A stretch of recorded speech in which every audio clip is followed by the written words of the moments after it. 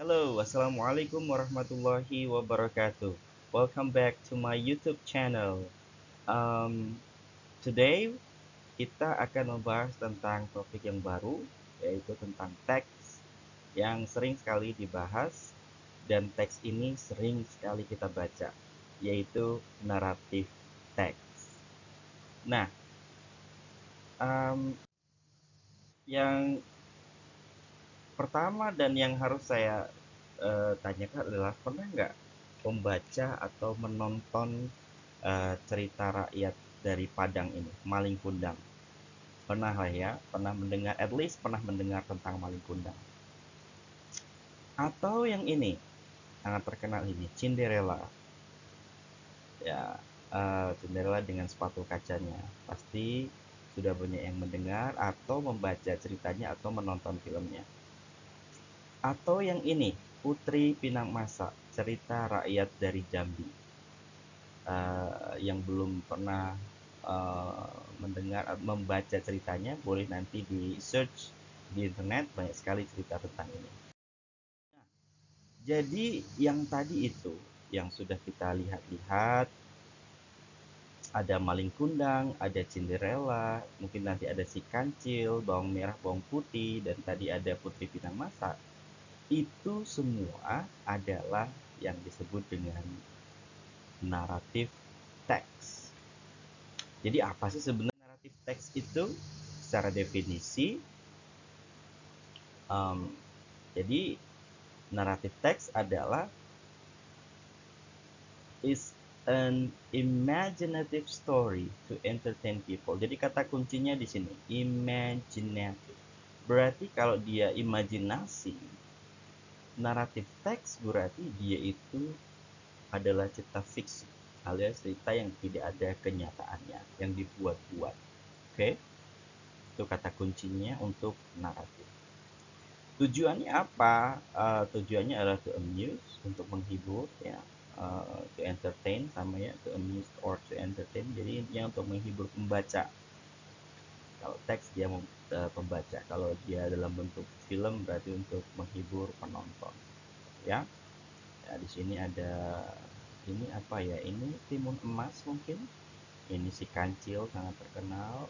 Ya, ini ada Snow White, ini ada Cinderella, ini ada tidak kelihatan gambarnya. But anyway, jadi intinya adalah bahwa naratif teks itu tujuannya untuk menghibur pembaca dan kata kuncinya adalah di sini adalah dia imajinatif alias dia tidak ada kenyataannya.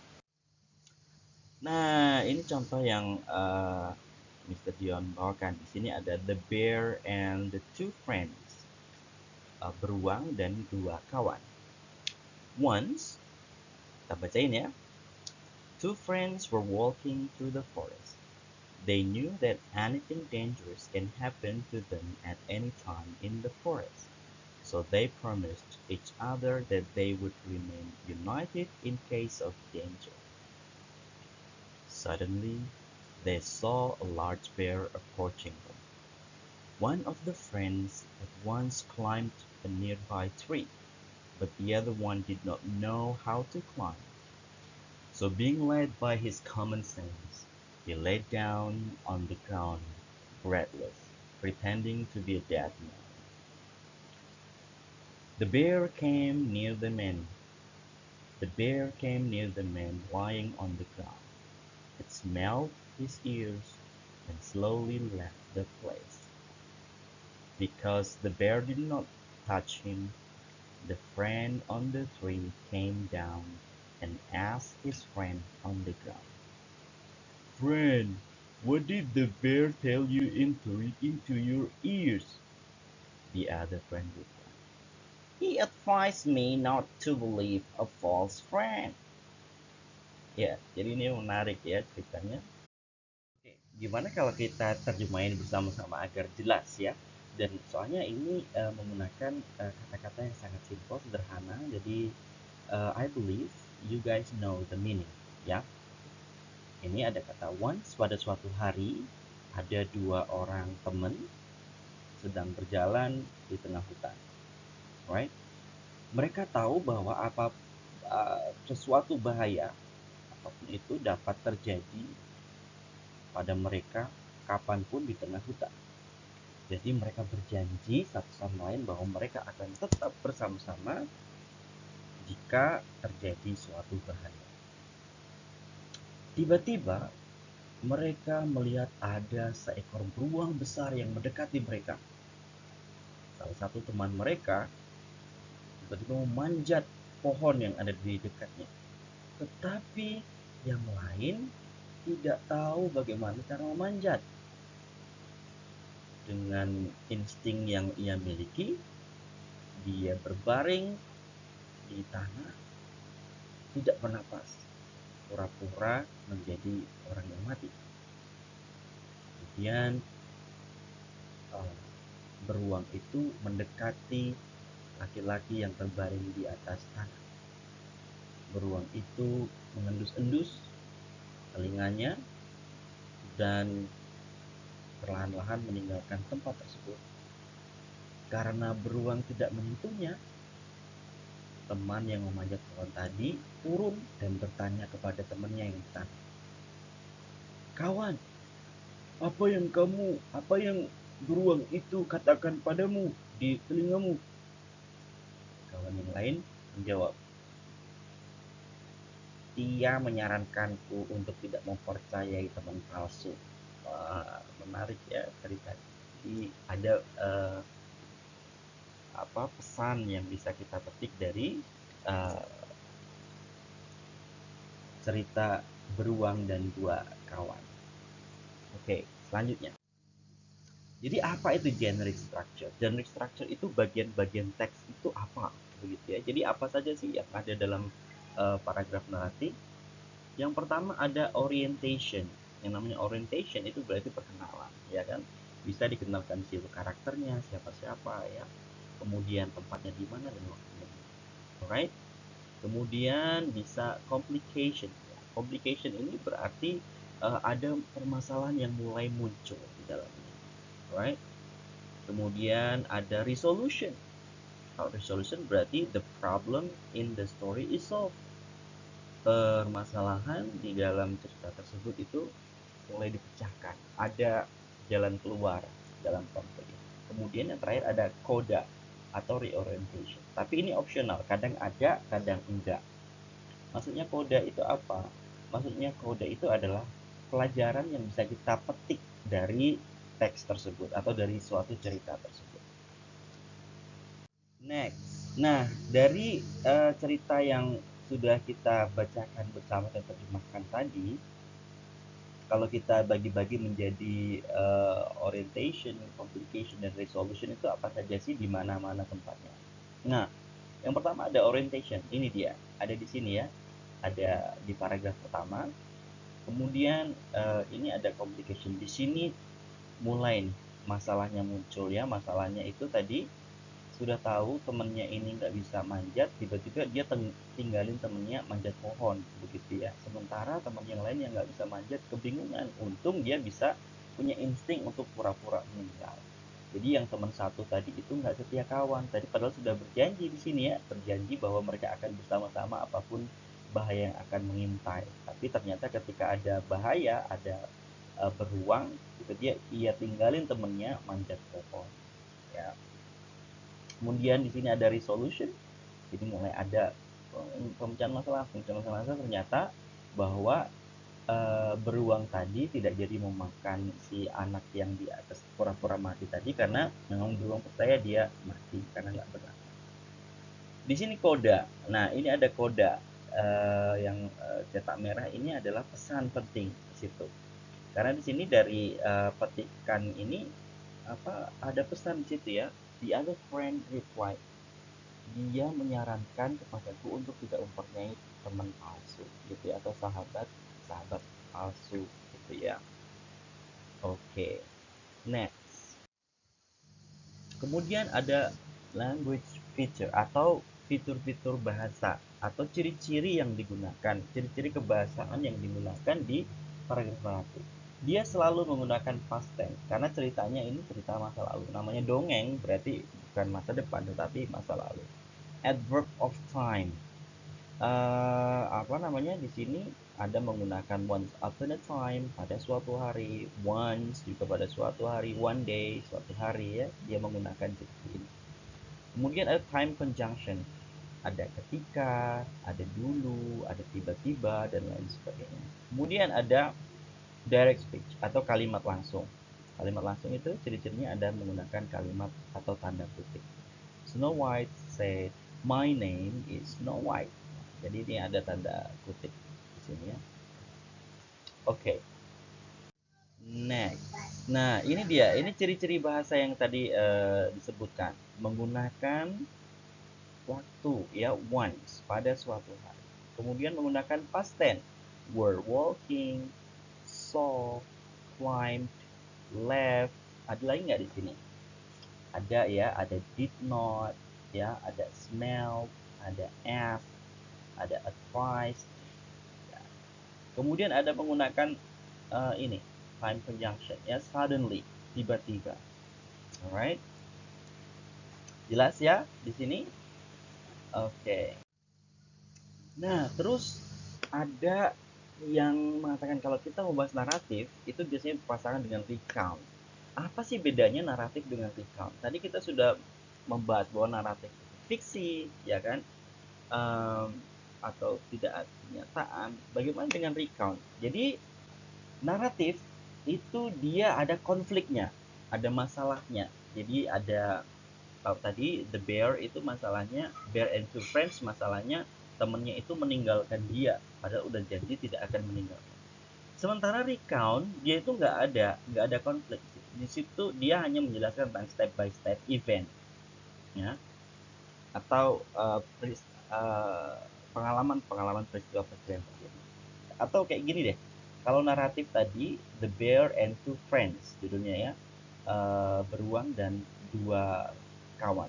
Kalau recount itu lebih kayak gini, eh, pengalaman dua orang siswa bertamasya ke Jambi misalnya, like uh, two friends, atau two friends, um,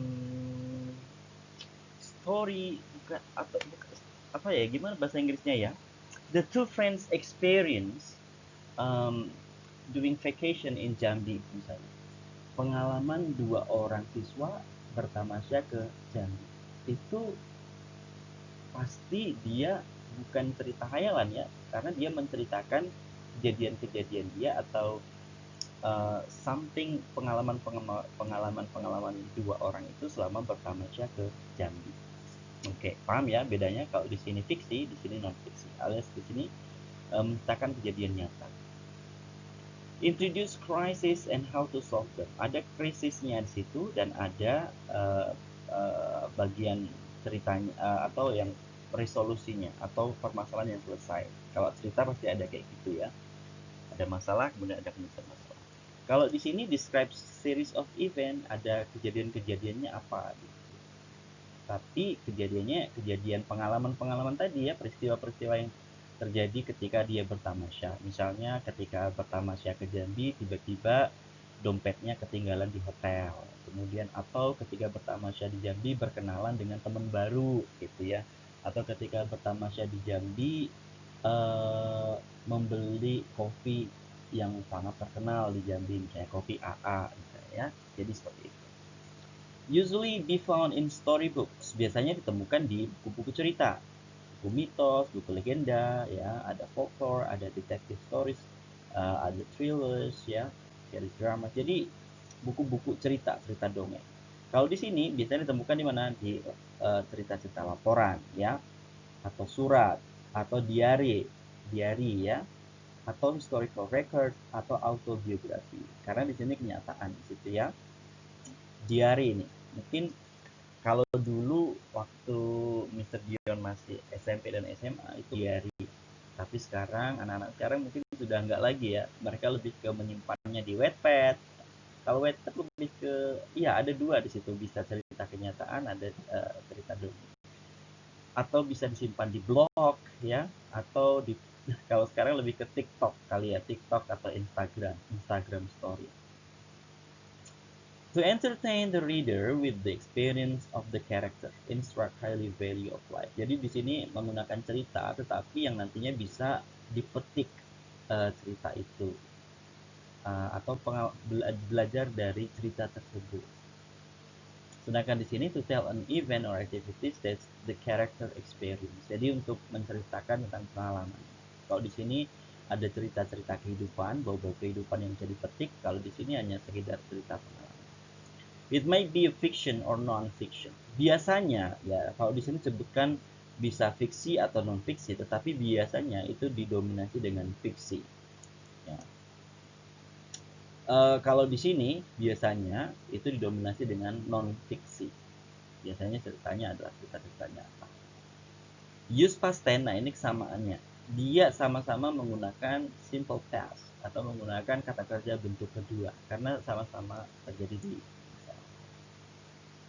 Oke, next. Jelas ya bedanya antara naratif dan recount. Jadi intinya naratif itu adalah cerita khayalan atau fiksi. Biasanya di mayoritasnya adalah fiksi, sementara recount adalah yang non fiksi. Kalau ini ada ceritanya, cerita kehidupan. Kalau di sini ya cerita-cerita nyata pengalaman dia sewaktu bertamasya. Kita jalan-jalan. Oke. Naratif text from Jambi. Nah, untuk lebih jelasnya ada naratif text di cerita-cerita tentang Jambi itu bisa dikunjungi blog saya ya, Dion.blogspot. Di sini ada Putri Cermin Cino, ada Putri Pinang Masa, dan ada beberapa cerita-cerita Jambi lainnya. Untuk contoh yang di kearifan lokal, ya. Nah, selanjutnya ini Mr. Dion ingin silakan dijawab pertanyaan ini dan jawabannya harus ditaruh di kolom komentar di YouTube. Oke? Nah, pertanyaan pertama ini, what can we get from the story? Apa sih yang bisa kita pelajari dari cerita The Bear and Two Friends? Yang A-nya, we have to save ourselves, we have to learn how to climb, atau bear will not harm a dead man, atau true friends always stand by us in ups and downs. Oke. Number 2. Ini pakai S ya, stands. He advised me not to believe a false friend. Paragraf ketiga. The underlined word refers to. Silahkan nanti kunjungi lagi di paragraf ketiga. Apa jawabannya? Apakah jawabannya bear atau dead man atau the friend who cannot climb atau the friend who climbed the tree? Jadi kata he itu merefer ke siapa? Nah, yang terakhir, where do you think the story happened? Menurut Anda itu cerita ini terjadi di mana? In the river kah? In the park? In the woods? Atau at the zoo?